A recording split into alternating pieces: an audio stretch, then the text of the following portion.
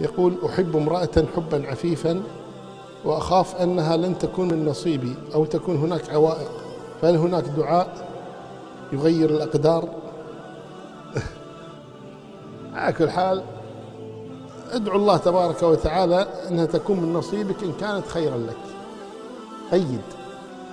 يعني أنا أذكر أن أحدهم اتصل بي على نفس الموضوع هذا تقريبا، وقال: أنا يعني أبي هذا الإنسان يعني زين. قلت لها: ادعي الله تبارك، قل إن كان خيرا لي فاكتبه لي ويسره لي، وإن كان شرا لي صره. قال: لا، ماني قايل على الأخير، أبيه ما فيه. قلت: يمكن شر، حتى لو شر.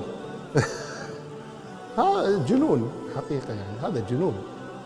الإنسان يعني دائما يدعو الله تبارك وتعالى بالخير، الإنسان ما يدعي المستقبل.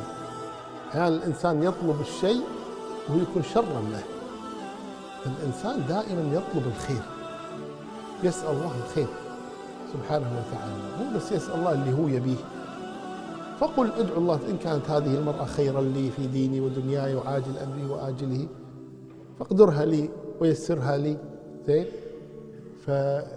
فيستخير الله تبارك وتعالى ويبذل الأسباب في الزواج منها، والله المستعان.